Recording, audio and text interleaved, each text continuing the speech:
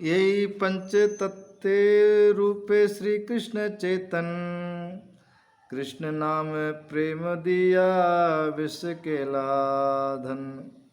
श्री कृष्ण चैतन्य महाप्रभु तथा उनके पंच तत्व पार्षदों ने भगवान के पवित्र हरिनाम का वितरण भगवत प्रेम जगाने के लिए सारे ब्रह्मांड में किया। जितने सोए हुए व्यक्ति हैं, नास्तिक व्यक्ति हैं, उन्हीं सबको उनकी भावना को, उनके ज्ञान को जागृत करने के लिए हरि नाम, भगवान कृष्ण का नाम सारे विश्व में दिया। इस तरह सारा ब्रह्मांड धन्य हो गया। ये जो पांच तत्व हैं, जय श्री कृष्ण चैतन्य प्रभु नित्यानंद श्री अद्वैत गदाधर शिवासादि गौर भक्तवृंद, जो पांच तत्व हैं चैतन्य महाप्रभु के, इन लोगों की कृपा से आज पूरे ब्रह्मांड में भगवान का नाम गूंज रहा है और लोगों को जानकारी हुई है भगवान कृष्ण नाम की। कि मथुरा ते पाठाइले रूप सनातन, द्वयी सेनापति के ले भक्ति प्रचार गण। तो चैतन्य महाप्रभु ने जो अपने दो सैनिक थे, जो दो भक्त, उन्होंने अपने चैतन्य भक्ति समुदाय का प्रचार करने के लिए रूप और सनातन जो दो भाई थे, ये सेनानियों को चैतन्य महाप्रभु ने वृंदावन में भेजा, क्योंकि यहाँ की जो लीला स्थलियाँ थी वो लुप्त हो गई थी। पता नहीं था कहाँ कौन सी लीला हुई भगवान की। तो इन सेनानियों को आदेश दिया कि आप जाओ, इस युद्ध स्थल में लग जाओ कि भगवान की कौन सी लीला किस जगह हुई, और वहाँ जाके उनको उजागर करो। तो नित्यानंद गोसाई पठाइले गौड़ देसे, तेहु भक्ति प्रचारेला आशीष विशेष। जिस तरह रूप गोस्वामी तथा सनातन गोस्वामी मथुरा की ओर भेजे गए, उसी तरह नित्यानंद प्रभु को चैतन्य महाप्रभु ने संप्रदाय का व्यापक प्रचार करने के लिए कहाँ भेजा? बंगाल में भेजा। कि आपने दक्षिण देश करिला गमन, और स्वयं कहाँ गए? आपने दक्षिण देश करिला गमन, ग्रामे ग्रामे केला कृष्ण नाम प्रचारण। और चैतन्य महाप्रभु कहाँ गए? दक्षिण में, दक्षिण भारत में जहाँ जहाँ उन्होंने गांव गांव तथा नगर नगर में भगवान कृष्ण के पवित्र नाम का प्रचार किया। ये महाप्रभु की बहुत बड़ी कृपा है। स्वयं भी उन्होंने अपने सेनानियों को तो भेजा, स्वयं भी साउथ इंडिया में जाके कृष्ण का प्रचार किया। किस सेतु बंद पर्यंत केला भक्तिर प्रचार, कृष्ण प्रेम दिया केला सवार निस्तार। इस प्रकार महाप्रभु भारत प्रायद्वीप के दक्षिण ध्रुव तक गए, जिसे सेतुबंध कुमारी अंतरीप कहते हैं।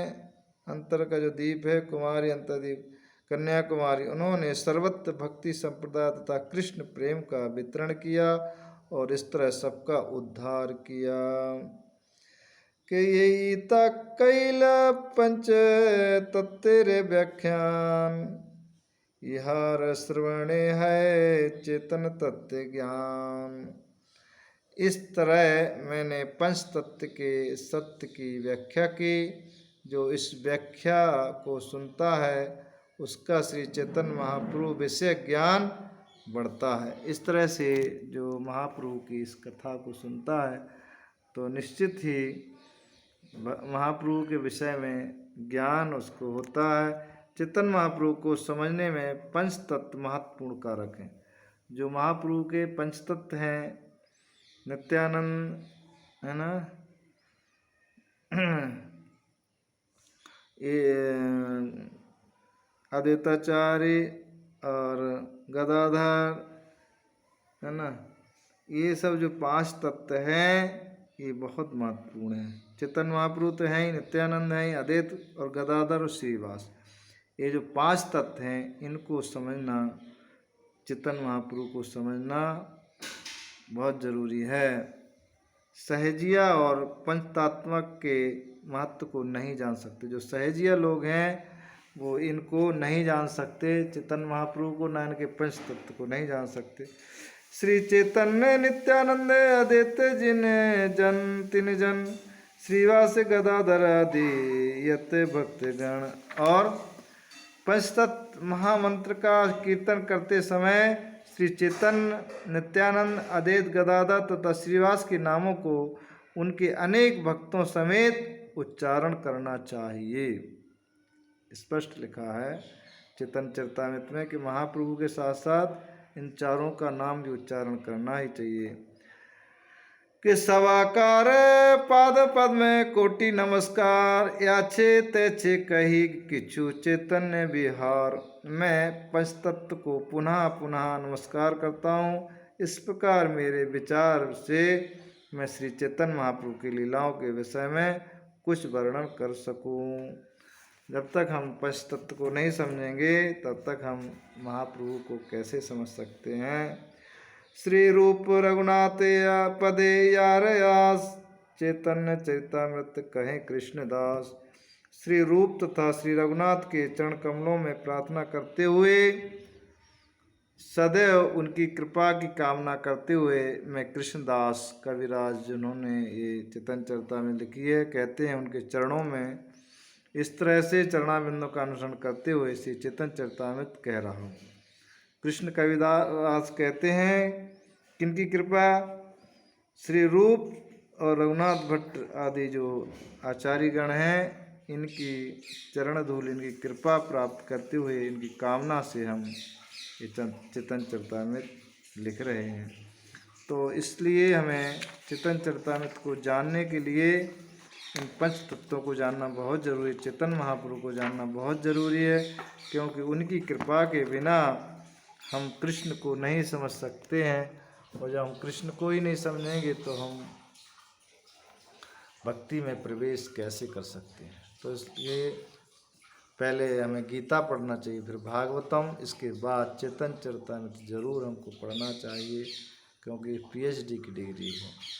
तब हम जाके कृष्ण को जानेंगे, कृष्ण लीला क्या है। हरे कृष्ण।